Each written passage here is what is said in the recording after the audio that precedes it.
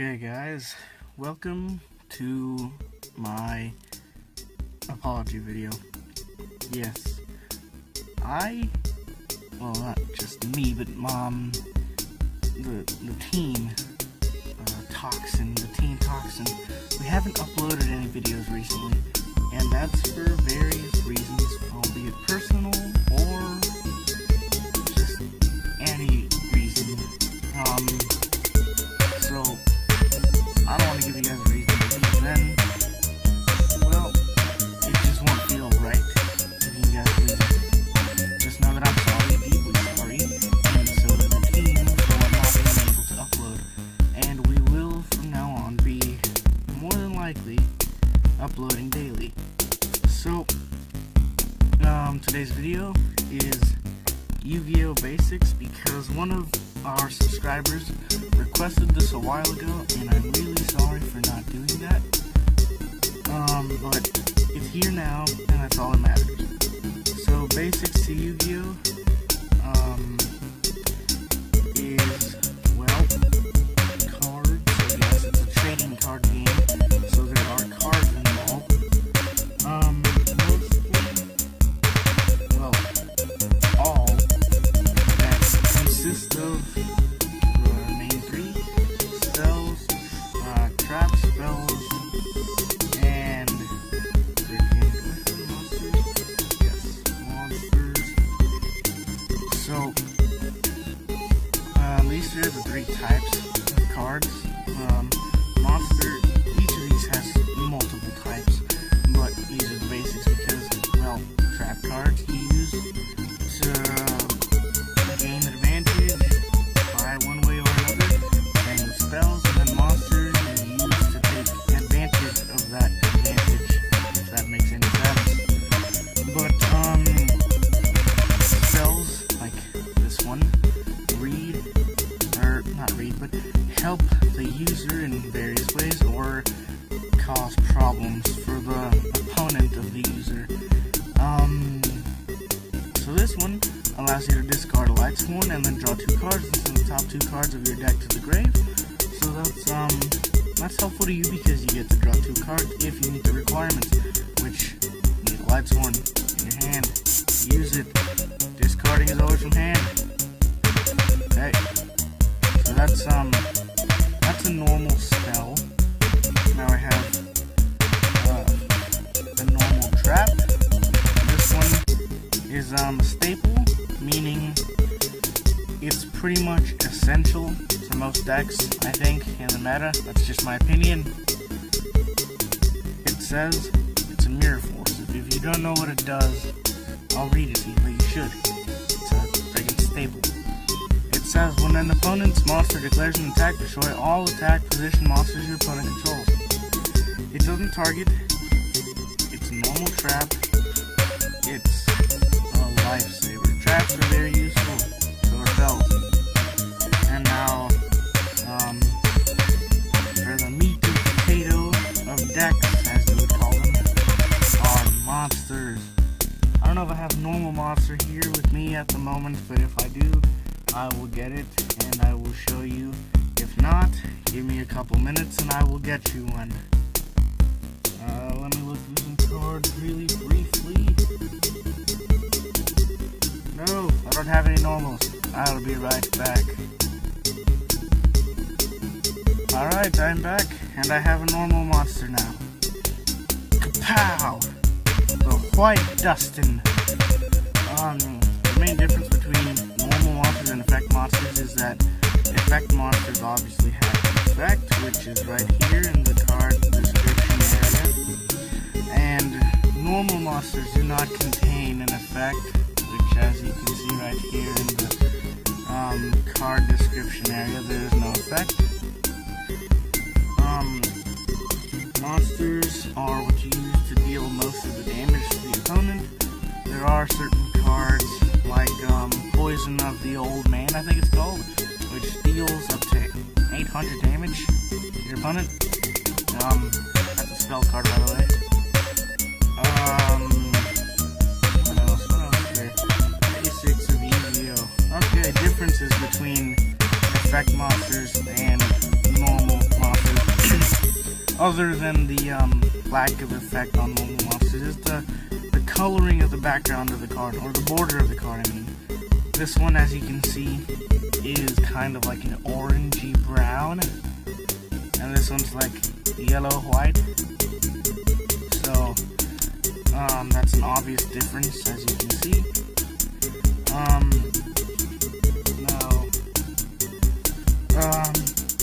There are multiple types of monsters other than just within the category of effect, like X, Y, Z, synchro. Do I have any fusions? God, I'm so unprepared today. Yes, I do have some fusions. And fusions. There's also, what are they called?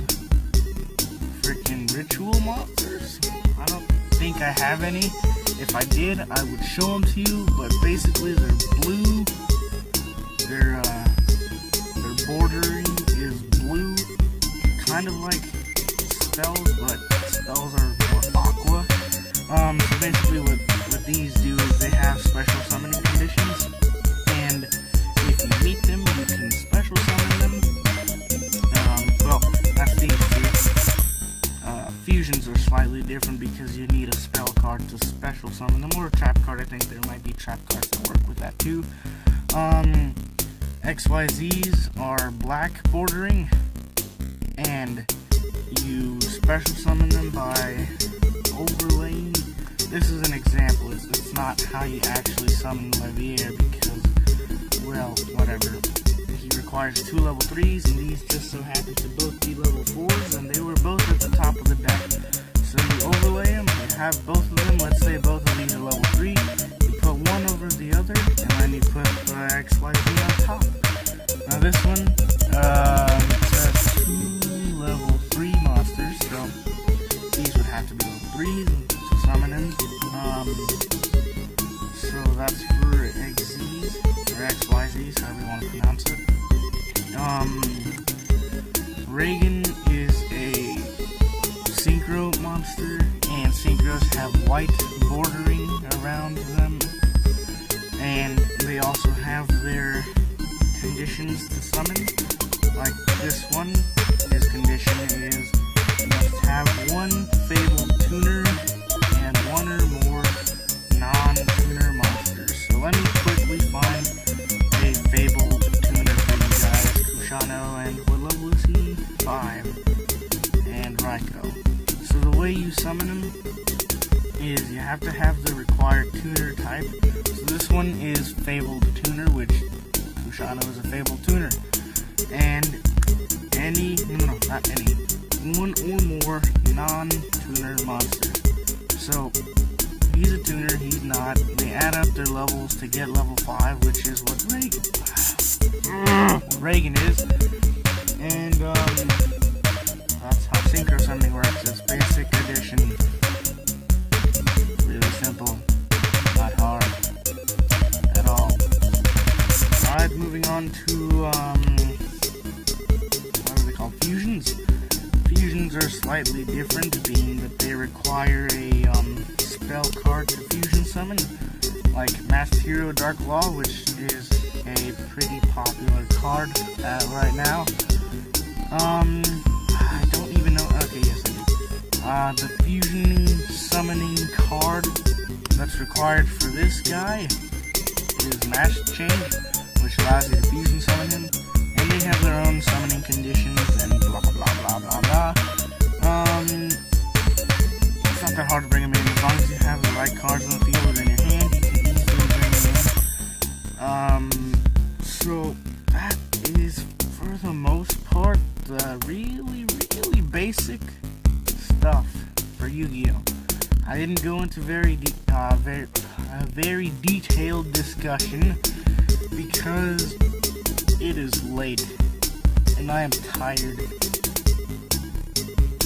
But I did bring you guys content, so thank you, or thank me, thank someone.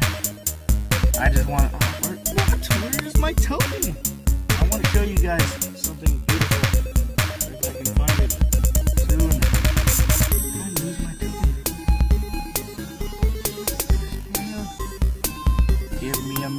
find my token and be back.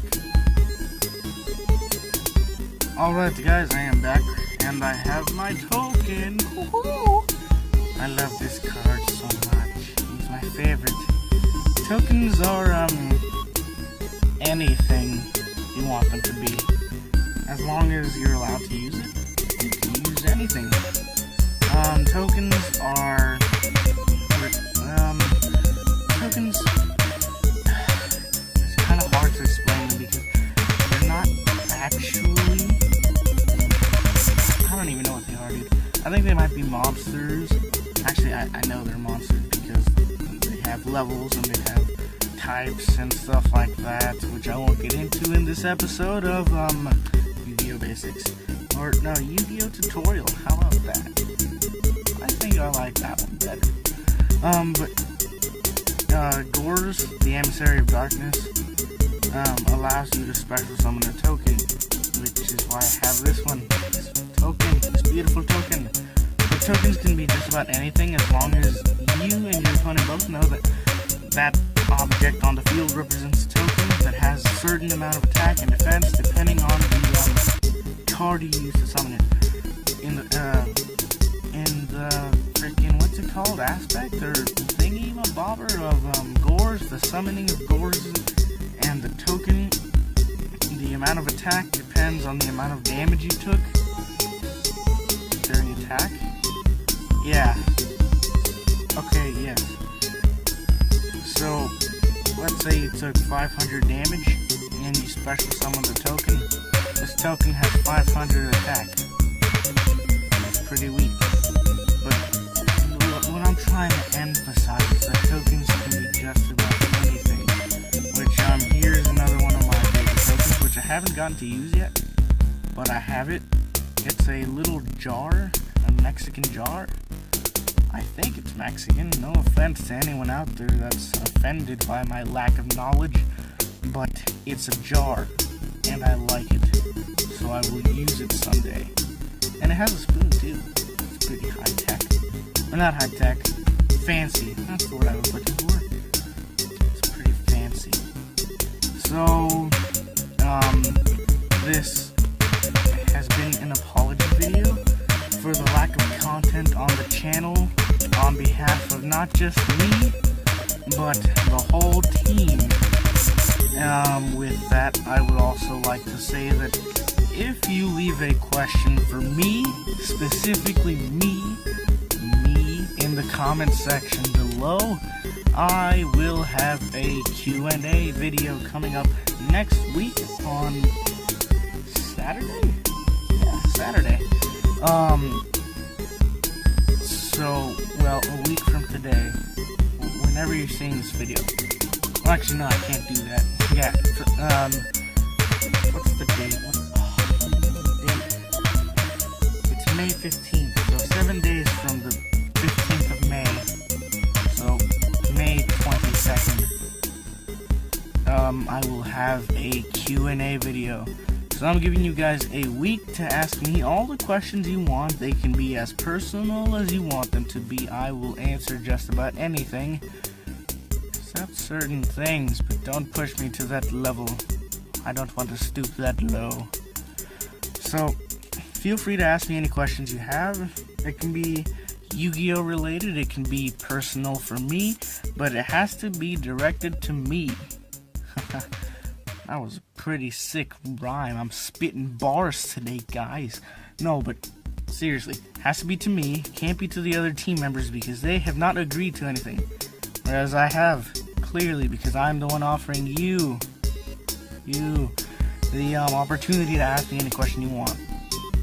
Also, I would just like to say on the record that the team has decided that we will have a new Sunday segment called Smack Talk Sunday, where we basically talk smack about either a deck or a card that we dislike. So, thank you very much for your time and for your appreciation and everything else that you've done. Like I said before, this token is sexy.